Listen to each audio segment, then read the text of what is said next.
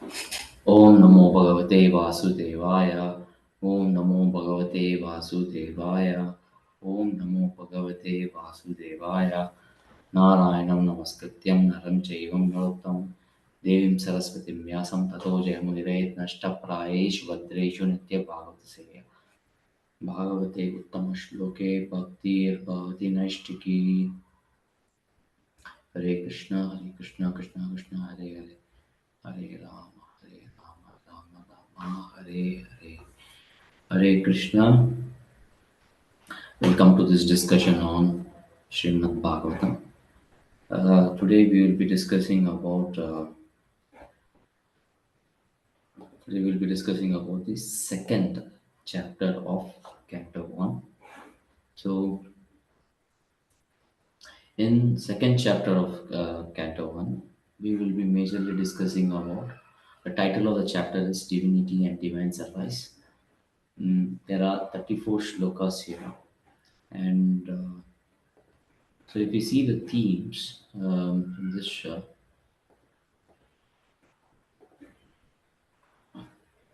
in the chapter 2 actually answers the questions, four questions with of the sages of Naimisaranya, and Sutta Goswami is answering these questions.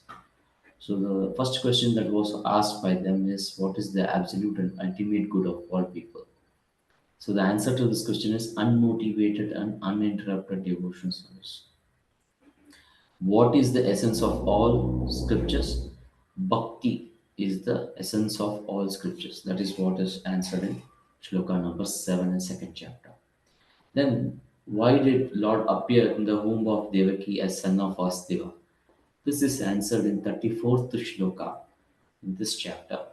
And question number 4, which is describe Lord's Purusha Avtaras, that is answered in Shloka number 1.2.30 to 1.21.33. So Karnadakashai, Garbhodakashai Vishnu, Shirodakashai Vishnu are the different incarnation, Purusha Avtaras. Then in Shloka number 16 to 20, there is a description of progression of bhakti. So that is an important theme that we will discuss in this chapter. So the sages are anxious. That is why they have asked these questions to Sutta Goswami. So the Sutta Goswami is answering in a very systematic way. And so let us go to the shlokas. So there are 34 shlokas here. First 1 to 7 talks about Sutta Goswami's reply, and 8 to 15 talk about the answers, and then 16 to 20 talks about the progression. The first and second question are answered in shloka number 8 to 15. Then Krishna is the object of worship, that is talked about in 23 to 29. 30 to 33, the answer to question number 4 is done, and 34 answers the question number 3. So we will see how far we can cover in this session. This session is for almost 60 minutes. Uh, if we are able to cover half of this chapter, then I think it will be good. Okay, so let's go to the chapter shlokas. Vyasa Vacha. So the first shloka in this chapter is recited by Vyasa.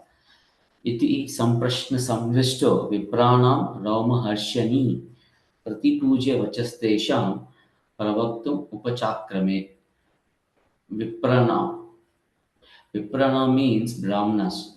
So the son of Romarshana, being fully satisfied by the perfect questions of Brahmanas, thanked them and thus attempted to reply. So he is now replying to the questions. Suta Vacha Yam Pravajatam Anupetam Apeta Krityam Dvaipayano Vida Katara Ajuhava Putreti Tanmayataya Taravo Abhinedus Tam Sarvabhuta Hridayam Munim Ananto Asmin. So Srila Sutta Goswami is saying, let me offer my respectful obeisance unto Sukadev Goswami, who can enter the heart of all. When he went away to take up renounced order of life, sannyasa, leaving home without undergoing reformation by sacred thread or ceremonies observed by the higher caste, his father Vyasadeva, fearing separation from him, cried out, "O my son, indeed only trees which were observed in the same feeling of separation echoed in response to the bereaved father." So there is Prabhupada discusses about Vipra and Vaishnava, different types of Brahmanas and Vaishnava.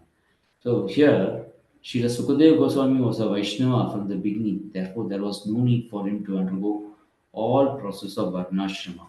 So it was not necessary for Sukadeva Goswami to stay in the ashram of Vyasadeva because he was Vaishnava from the beginning.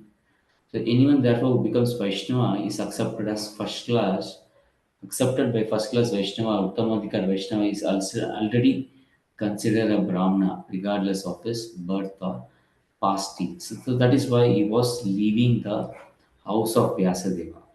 So however, something happened and then he listened to Srimad Bhagavatam. That is not covered here. We will discuss it as we get there. Then, third shloka. Yasvanubhavamakila Shrutisāramekam Adhyatmadīpam Atitīshatam Tamo Andam Samsārinam Karunayah Puranagoyam Tam Vyasasonamupayami Guru Munina.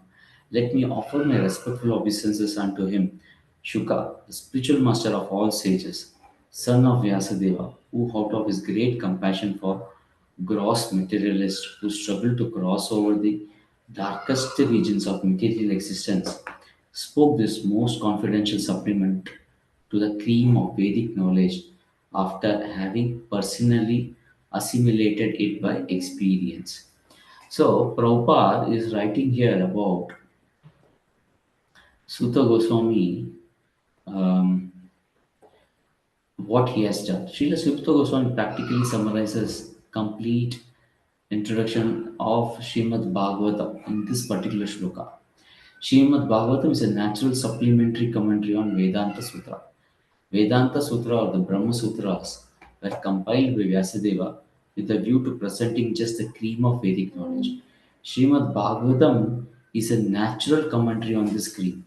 Srila Sukadeva Goswami was thoroughly realized master on Vedanta Sutra and consequently also personally realized the commentary Srimad Bhagavatam. And just to show his boundless mercy upon bewildered materialistic men who want to cross complete over the Nizains, he recited for the first time.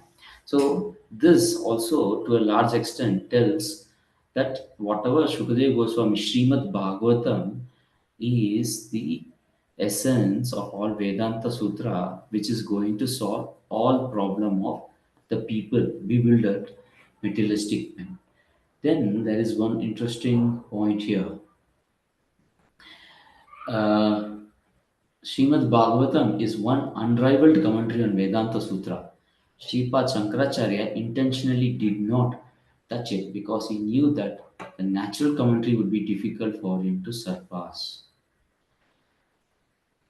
So he wrote his Sharirik Bhashya and his so-called followers duplicated Bhagavatam as some new presentation. So Srimad Bhagavatam does not have a Mayavadi commentary. That is what Prabhupada wants to tell you. Mayavadis are envious of personality of Godhead, despite Sripad Shankaracharya's admission that Narayana, the personality of Godhead, is above material creation. The envious Mayavadi cannot have access to Bhagavata, but those who are really anxious to get out of the material existence may take shelter of this Bhagavatam because it is uttered by liberated Shukadeva Goswami. We'll go to the next shloka. Narayanam namaskaryam naram chaivam narottam devim saraswatim vyasam tato jayam udiret. So this is the invocation that we generally do before reading Srimad Bhagavatam. So it is because Suta Goswami also recited it. Before reciting Srimad Bhagavatam, which is very means of conquest, one should offer respectful obeisance unto personality of God Narayana, unto Naranarayana Rishi, the supermost human being, unto Mother Saraswati, goddess of learning, and to Srila Vyasadeva, the author. This may be followed. So the Puranas are so divided that any class of men can take advantage of them, gradually regain their lost position, and get out of the hard struggle for existence. Srila Sutta Goswami shows the way by chanting the Puranas. So this may be followed by a person who aspire to be preachers of Vedic literatures and Puranas. Srimad Bhagavatam is the spotless Purana and it is especially meant for those who desire to get out of the material entanglement permanently. Why? How it helps us to get out of? We'll see soon. मुनय साधु पृष्ठोहम भवद्भिः लोकमङ्गलं यत्कृतः Krishna संप्रश्नो येनात्मा सुप्रसीदति. O sages, I have been justly questioned by you. Your questions are worthy because they relate to Lord Krishna and so are of relevance to world's welfare. Only questions of this sort are capable of completely satisfying the self. So this is a very very interesting thing. Krishna is our most intimate master, friend, father, son, and object of love. Forgetting Krishna, we have created so many objects of question and answer, but none of them are able to give us complete satisfaction. All things but Krishna give temporary satisfaction only. So if we are to have complete satisfaction, we must take to question and answers about Krishna. So this is interesting thing. Srimad Bhagavatam, one should learn the Srimad Bhagavatam and make all around solution to all problems pertaining to social, political, or religious matter. Srimad Bhagavatam and Krishna are sum and total of all things. So it is very important that Bhagavatam, recitation of Bhagavatam, discussion on Bhagavatam becomes core of our life. Then we will never give up Krishna conscious activity in our life. So it is very important. We will never give up our sadhana because Bhagavatam keeps us always focused on Krishna. So this is very interesting point here. Savai pumsam paro dharmo yato bhaktir adoksaje ahaitaki apratiyata yayatma suprasidati. So before getting into this, so we know Sutta Goswami's reply. So question 1 and 2. So question 1 was what is absolute and ultimate good for people in general. Let me just go to the next sloka. So these 5 slokas we discussed. Then 6 and 7 are answers to question 1 and question 2. Unmotivated and uninterrupted devotional service.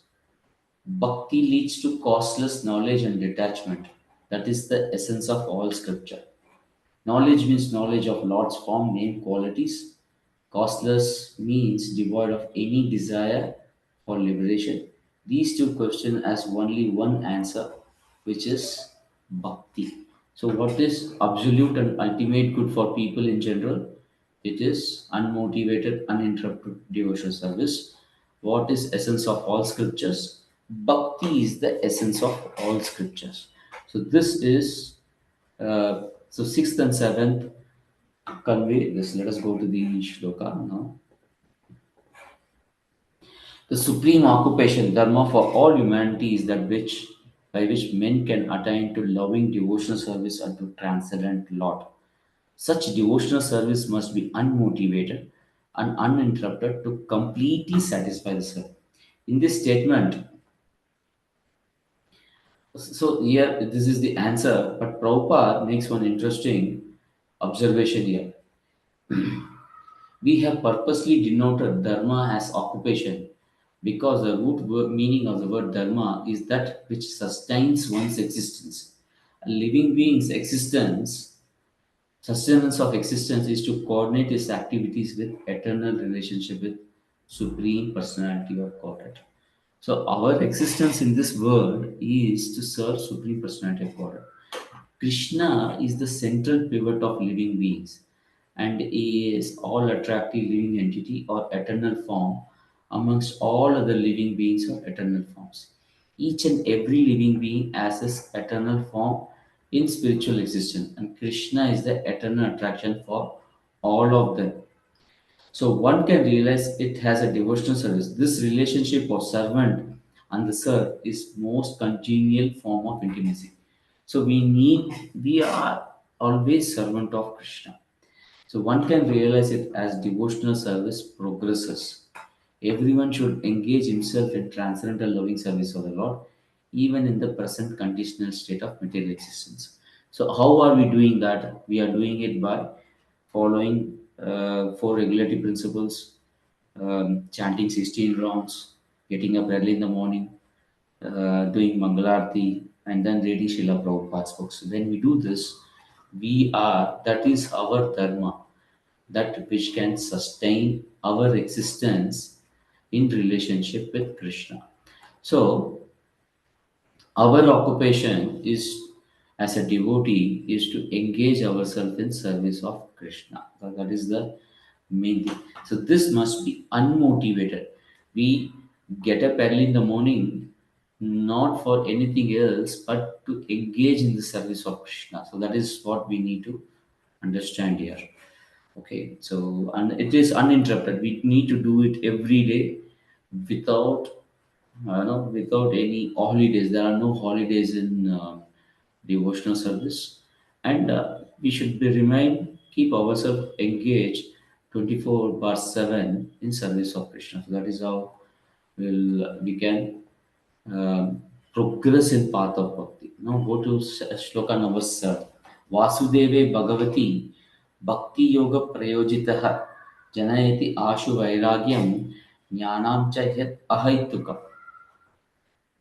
By rendering devotional service of the Lord, Sri Krishna, one immediately acquires causeless knowledge and detachment from the world.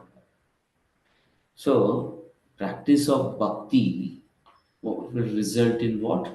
Knowledge and detachment. So that is what happens when we practice bhakti.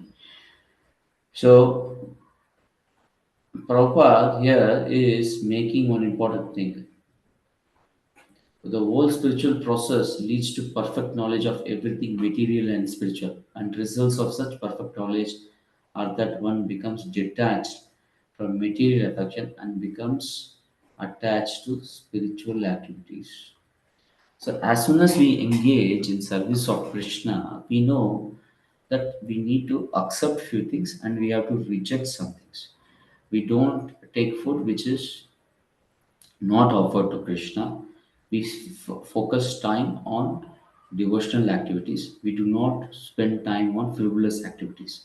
So, like that, we accept and reject based on whether it aids us in the path of bhakti. So, this view is very, very important.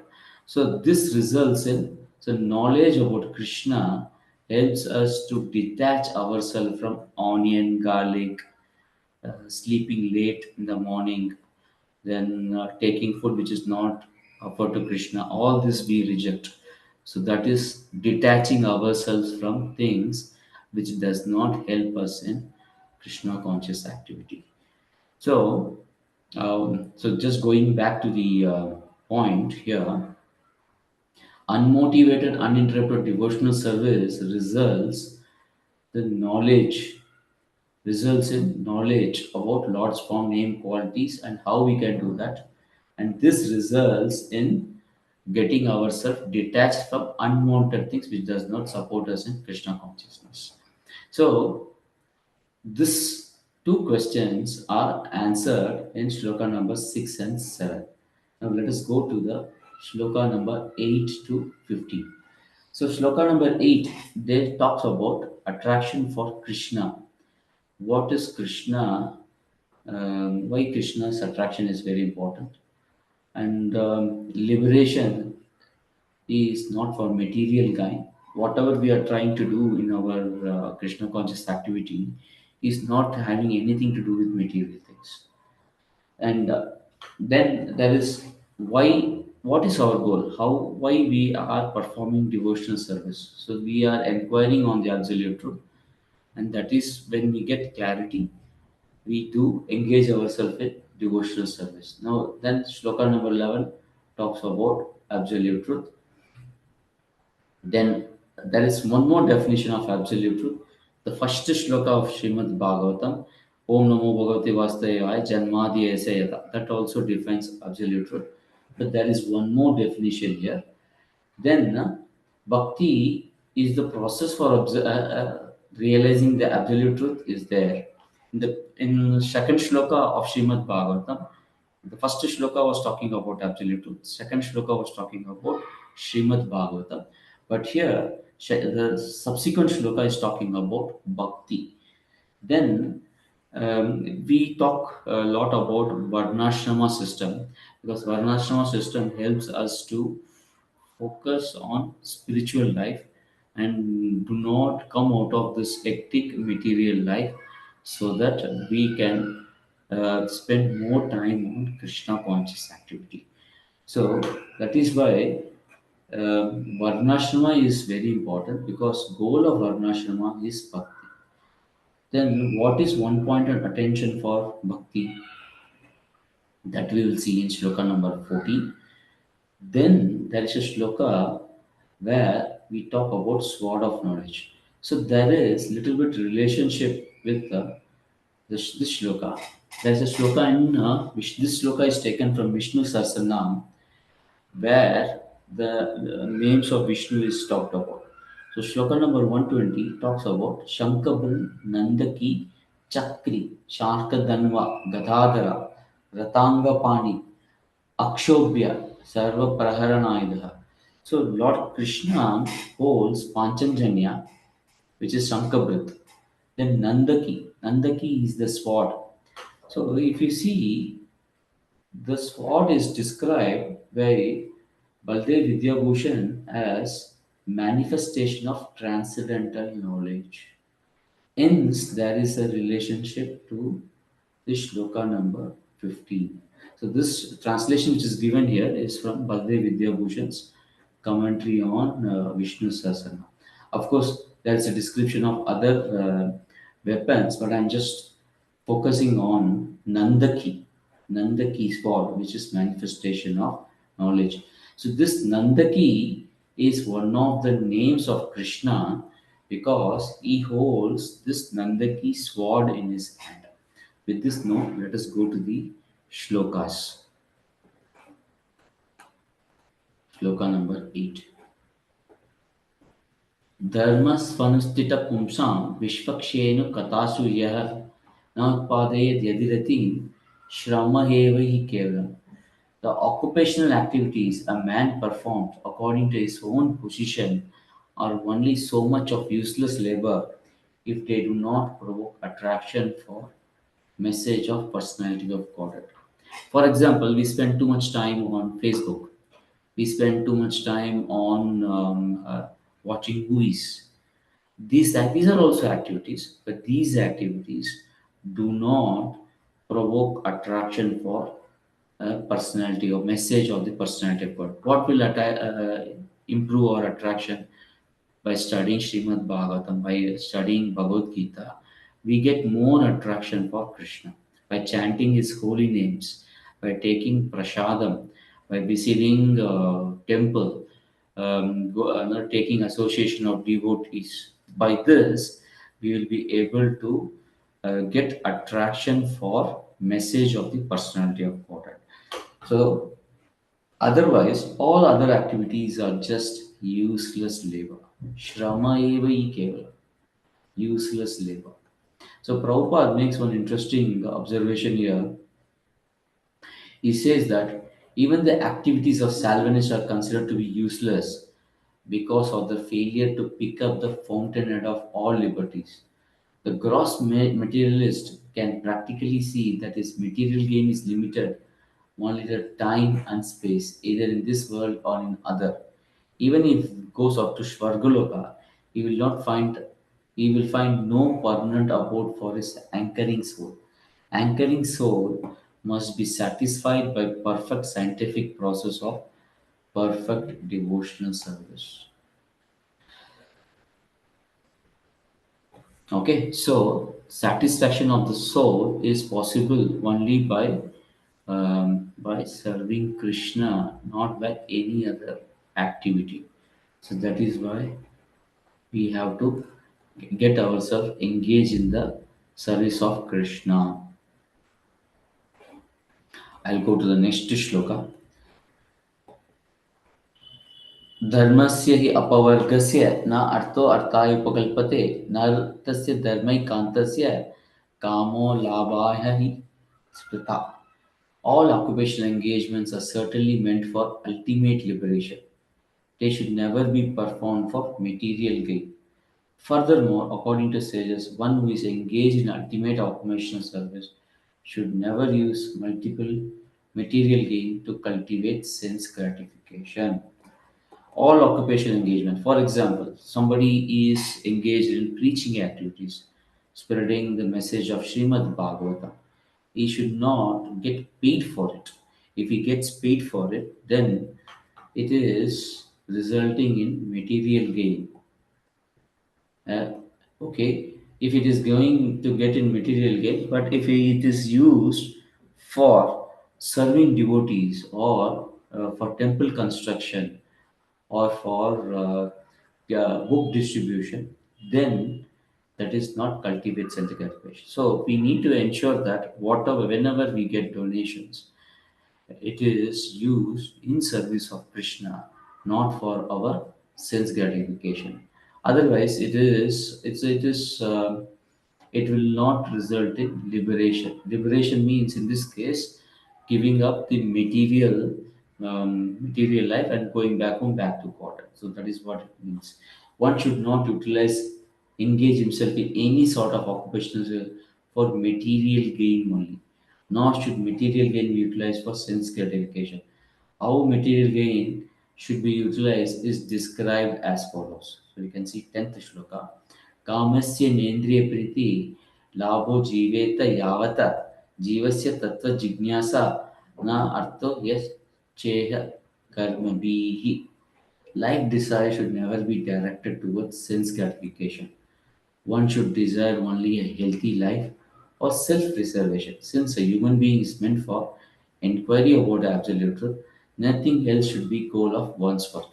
So our work should be focused on doing our sadhana, and to do our sadhana, the extent of health requirements needs to be taken care. So that is very, very important for us. If we do not take care of our health, then we will not be able to execute our sadhana properly. This will result in problems. Therefore, when we do, so we should take care of our health so that our sadhana doesn't get spoiled. That is very, very important. So Prabhupada makes one interesting observation here.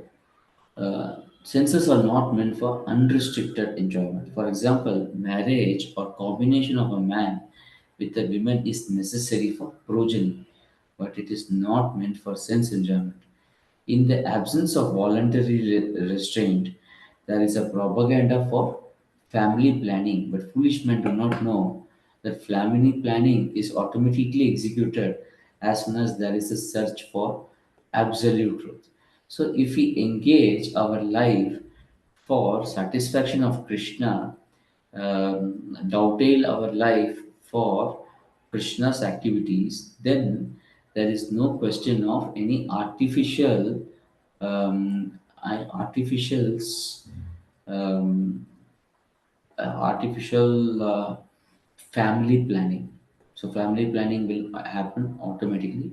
We will be dovetailing our life to get children only for Krishna conscious, for serving Krishna, not for anything else. So that is it. Then the last point, in every sphere of life, therefore the ultimate end must be seeking after absolute truth. And that sort of engagement will make one happy because he will be less engaged in varieties of sense gratification. And what that absolute truth is explained as follows. So we have been talking all this time that we have to seek after absolute truth. But what is this absolute truth all about?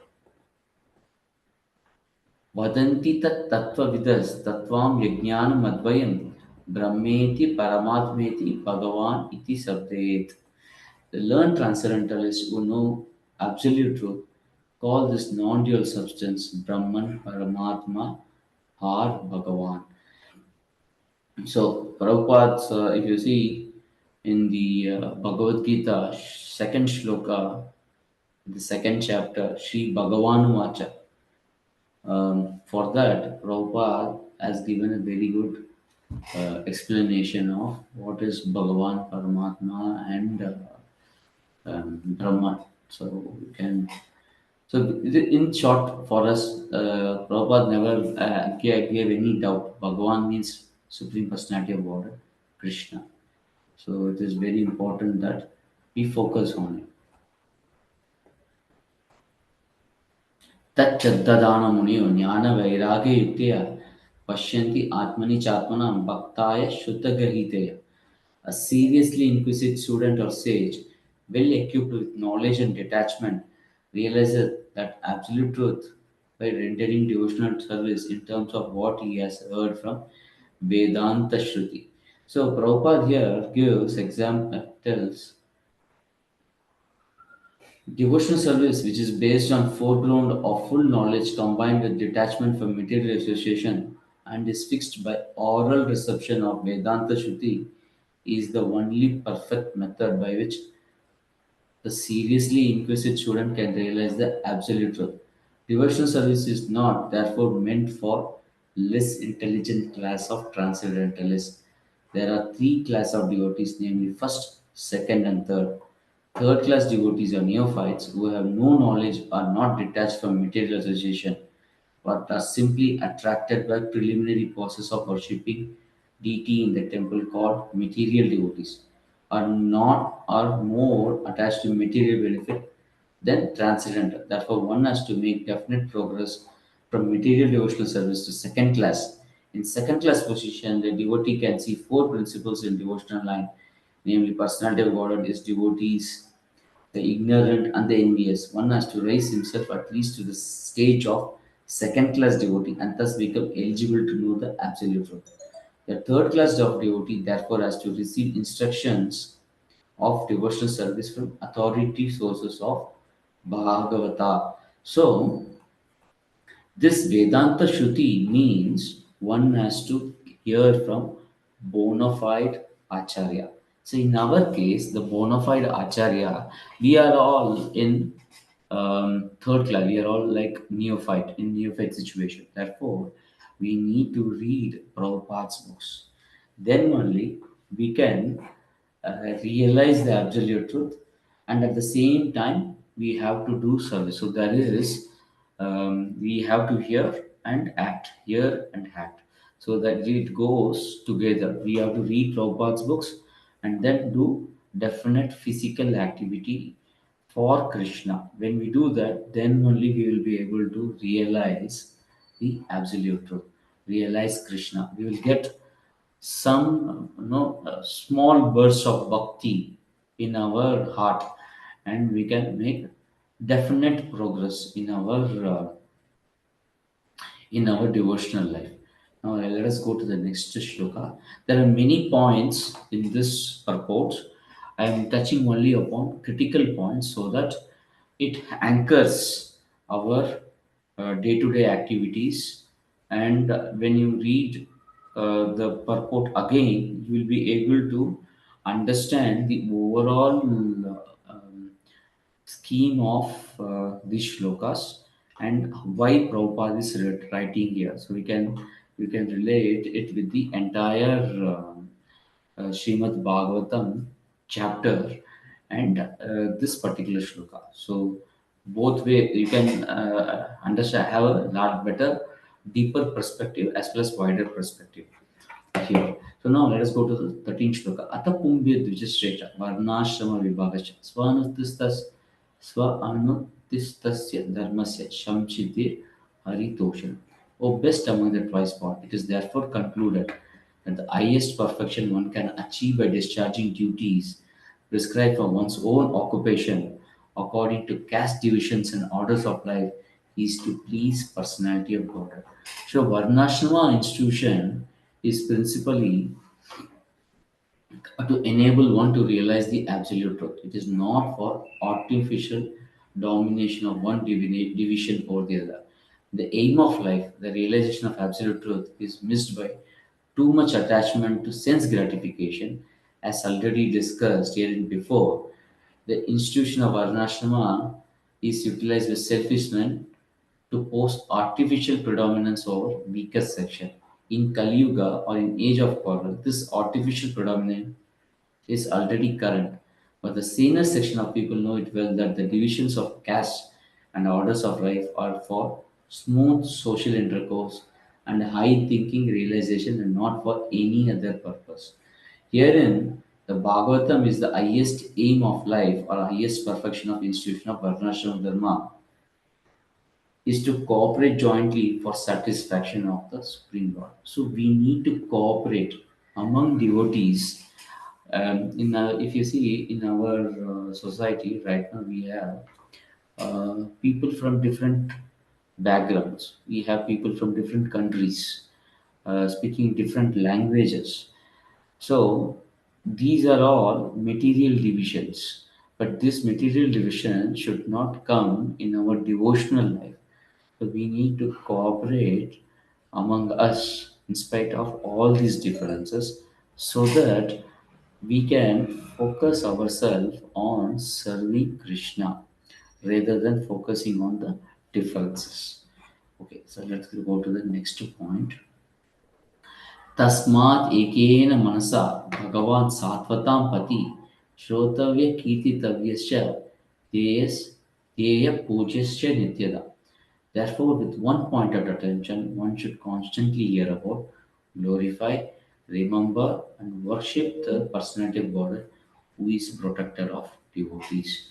So, we understood, we execute devotional service. So, now, how does this entire chapter panning out? If you see, Suta Goswami is, Vedavyas is introducing Suta Goswami, and Suta Goswami is glorifying his spiritual master, and then is glorifying the questions asked by the sages, because it is all related with to Krishna. Then he gets into the point of bhakti straight away. That is the first answer he gives. Bhakti, you have to follow bhakti, and it is for ultimate good of all people, essence of all scriptures. Then he says all activities that we do should help us realize absolute truth. And what is absolute truth? Bhagavan, Paramatma, and Brahma Jyoti. These are all the three three ways in which we can realize Srimad, Bhagavad, realize Supreme Personality of God. Then he is talking about Varnashrama systems, all our activities in devotional service, why it should be done with focus on Krishna, because we need to liberate from here. Then Prabhupada is making the point we need to cooperate. Divisions will be there, but divisions are not important. Our one pointed attention is only serving Krishna. So this is our main focus, not the differences. Okay, we'll go to the next shloka. Yad anudyasina yukta karma ganti nibandhane chindanti. Chindanti means sword of knowledge. Cut. Chindanti kovidastasya kona kuryat kataratim asina anudyasina yukta sword. The sword in hand, intelligent and cut through the binding knot of reactionary work by remembering personality of Godward. Therefore, who will not pay attention to his message? How can we go back home, back to Godward? We can go back home, back to Godward only when the karma is cut. How is karma cut? That is what we will see in the next shloka. So we have completed the second section of Srimad Bhagavatam. The first section was Sutta Goswami's reply.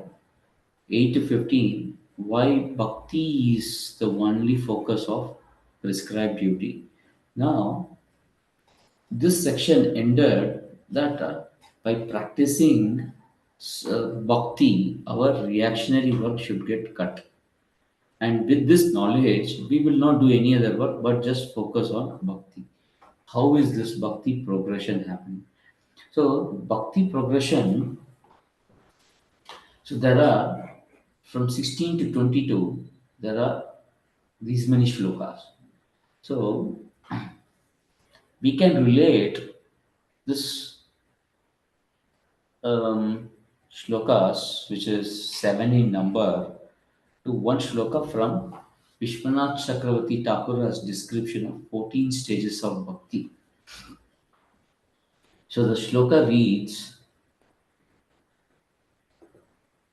Shatam Kripa Mahat Seva Shraddha Guru Padashraya Bhajaneshu Spruha Bhakti Anartha Apagamastata Nishtaruchi Atasakti Rati Premata Darshanam Arer Madhuri Anubhava Iti Arthasya Chaturdashe.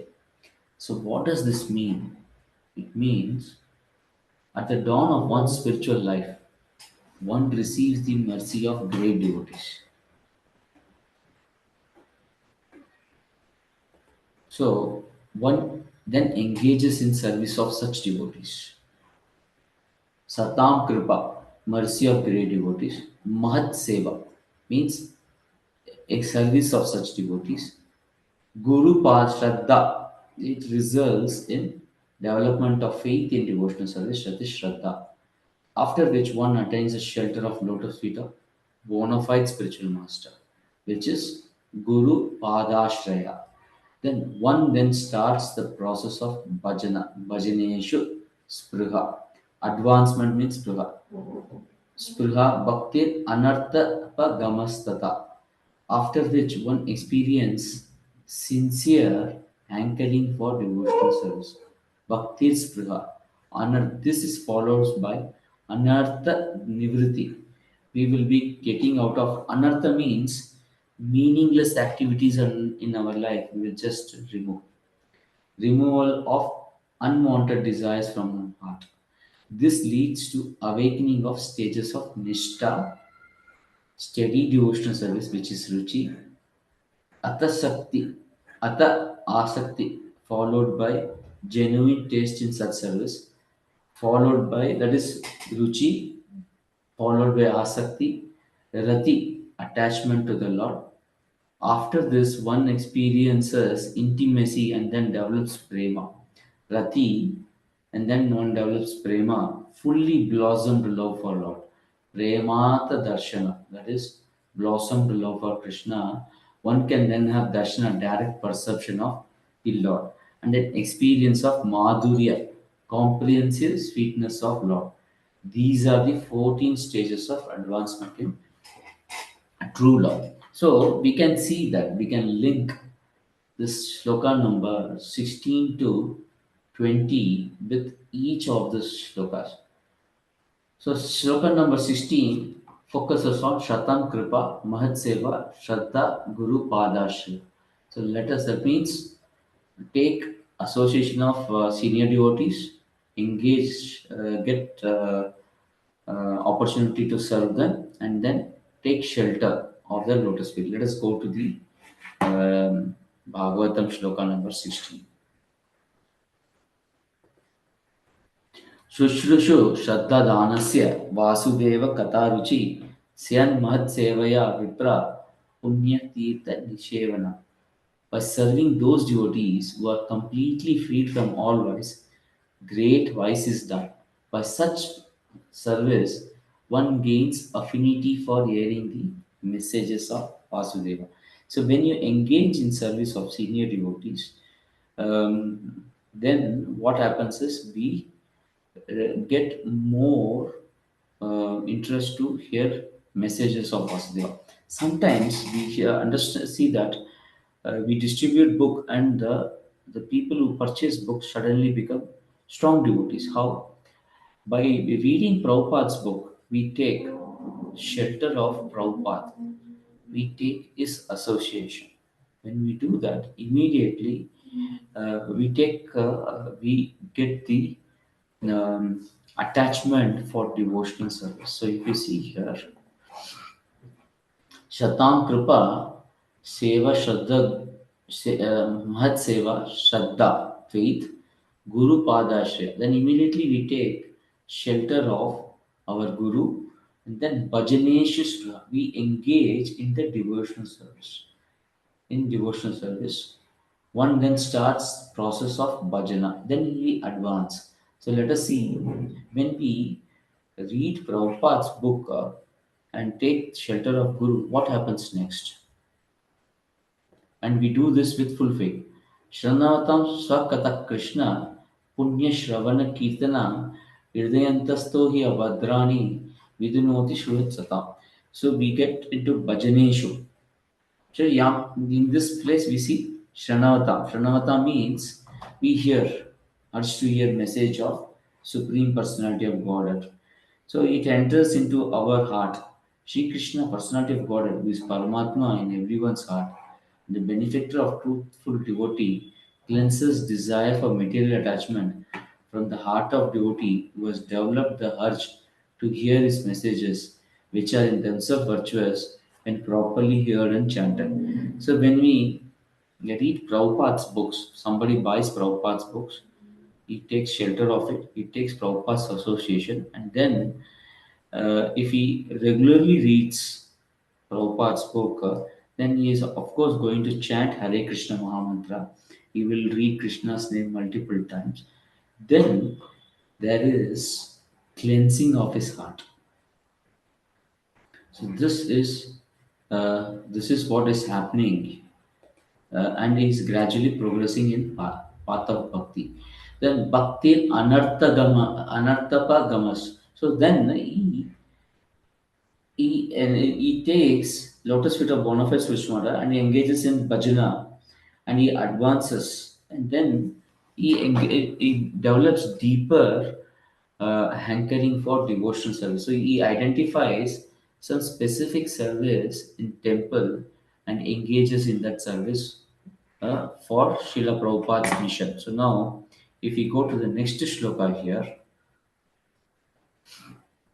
नष्टप्रायेषु भद्रेषु नित्यं भागवतसेवया भागवते उत्तमश्लोके भक्तिर्भवति नैष्टिकी. Abhadreshu means all inauspicious things are gone away. We will anartha nivritti. Everything that is not wanted is destroyed from our life. By regular attendance in the classes of Bhagavatam and by rendering service to pure devotee, all that is troublesome to heart is almost completely destroyed. And loving service unto personality of Godhead, who is praised with transcendental strong, is established as an irrevocable fact. So he continues in the devotional service. तथा रजस्तमो भाव कामलोभादयश्चये चेत एते अनाविद्यं स्थितं सत्त्वे प्रसीदति. As soon as irrevocable loving service is established in the heart, the effects of nature's mode of passion and ignorance, such as lust, desire, and anchoring, disappear from the heart. Then the devotee is established in goodness and he becomes completely happy. So, with here we have, of course, we could not do a exact splitting of each one of these lines with what Vishwanath Chakravarti Thakur has given, but we can see overall there is a progression of bhakti, and we try to understand it in relationship with reading Prabhupada's books. So when we read Prabhupada's book, we gradually give up unwanted things and engage in service of Krishna. So this is one way of looking at it. There is one more way in which we can understand the glory of or progression of bhakti, which is Ado Shraddha, Tata Sadhu Sangha, Ata Bhajana Kriya, Tato Anartha Nivritisya, Tato Nishta Suchistata. अतः शक्तिस् ततो भावास् तथा प्रेम अभ्युदञ्चति साधकानाम् अयं प्रेम्णा प्रादुर्भावे भवेत् क्रम. In the beginning, there must be faith. Then one becomes interested in associating with pure devotee. Thereafter, one is initiated by spiritual master and executes the regulative principles under his orders.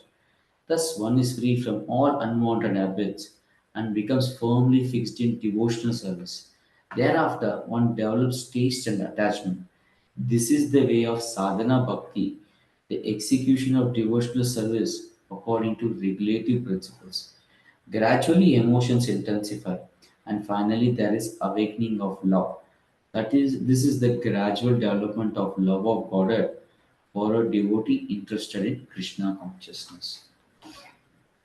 So we see that when somebody buys a book, he gives some money. He has faith in Krishna, so he buys the book. And then when he starts reading, he's associating with Srila Prabhupada. Thereafter, he gets initiated. He gets involved in act. In the book, comes to temple and takes initiation from a spiritual master. Then he executes regulatory principle under his order, which means following 16 rounds, chanting 16 rounds, following four regulatory principles, eating only prasada, getting up early in the morning, attending Mangalarti. Thus, one is free from all unwanted habits, becomes firmly fixed in devotional service. Thereafter, one develops taste and attachment. This is the way of sadhana bhakti. So we can easily relate these shlokas with our process of bhakti in our current standard of taking initiation. This follows that methodology. Now let us go to the shlokas. Let us go to shloka number 21.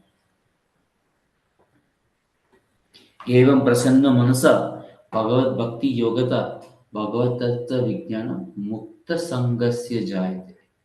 Thus established in mode of unalloyed goodness, the man whose mind has been enlivened by contact with devotional service of the Lord gains positive scientific knowledge of personality of God in the stage of liberation from all material association.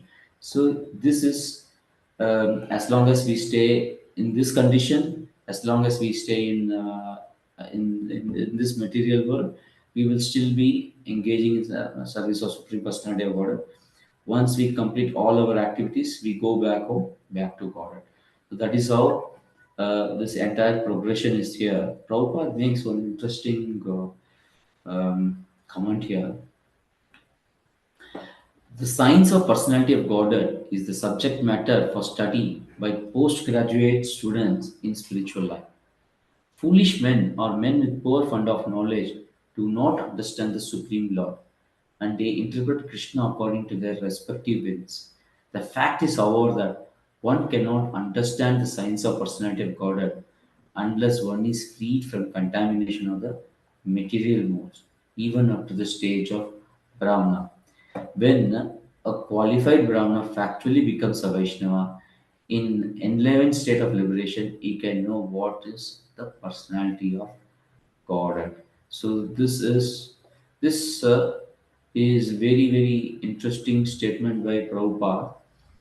So our service, our sadhana is taking us closer to Krishna and we become Vaishnava. So our idea is to become Vaishnava rather than Brahmana. A pure Vaishnava is a liberated soul and is transcendental even to the position of Brahmana. In material stage, even a Brahmana is also a conditioned soul because although in a Brahmanical stage the conception of Brahman or transcendence is realized, scientific knowledge of Supreme Lord is lacking. So this is why the devotional service or reading Srimad Bhagavatam helps us to understand the science of Supreme Personality of God. So that is how Srimad Bhagavatam, reading Srimad Bhagavatam puts us in a different, puts us in a box where we start understanding Krishna the way the different devotees have approached him. And when we read Prabhupada's purport, we understand why we are chanting 16 rounds, why we have to get up early in the morning, what is following four regulative principle is all about. So that way we get scientific knowledge of Supreme Personality of Godhead. Now, 21, shloka number. What is the result? What is the result of bhakti? Let us quickly discuss this. विद्यते हृदयग्रन्थिस् छिद्यन्ते सर्वसंशयः क्षीयन्ते चास्य कर्माणि दृष्ट एवात्मनीश्वरे. Thus the knot in the heart is pierced, and all misgivings are cut to pieces. The chain of fruitive action is terminated when one sees the self as the master. So that means our attachment to material things are almost cut,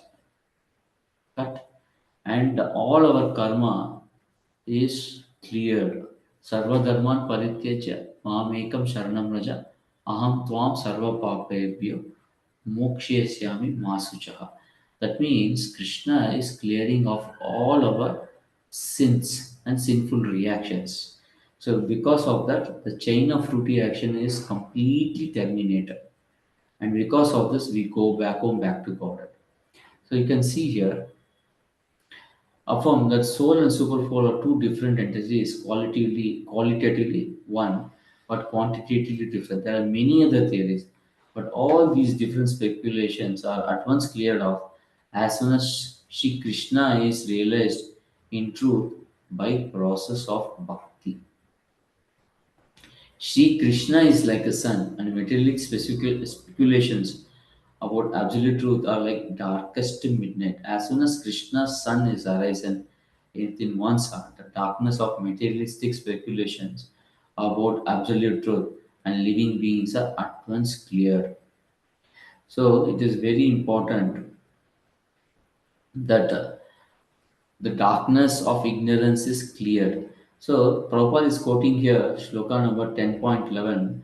Lord says that in order to show special favor to the pure devotee, he personally eradicates the dense darkness of ignorance of all misgivings by switching on light of pure knowledge within the heart of devotee.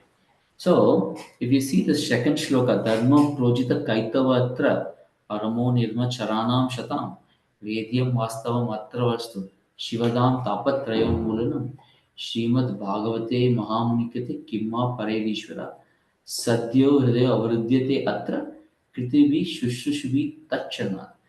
So, as soon as one starts attentively and submissively hearing the message of Bhagavatam, by culture of knowledge, Supreme Lord is established in the heart. So, Krishna is immediately established in the heart by Bhagavatam because Bhagavatam is Krishna himself. Okay, so these are, we'll stop here. There is one more shloka that I wanted to check. What is definition of bhakti? Bhakti, there are two definitions. Both are there in Chaitanya Charitamrita. One definition is Anyabhilashita Shunyam, Jnana Karmadi Anavartam, Anukulyena Krishnanusila Bhakti Uttam. How do we know that we are avoiding all anarthas? When a first class devotional service develops, one must be devoid of all material desires. Knowledge obtained by monastic philosophy and fruitive action. Karma Kanda and Jnana. This is monistic philosophy is um, Advaitavad, Mayavad. Devotee must constantly serve Krishna favorably. We have to serve Krishna for his enjoyment, not out of envy or out of bad feelings like demons have bad feelings for Krishna.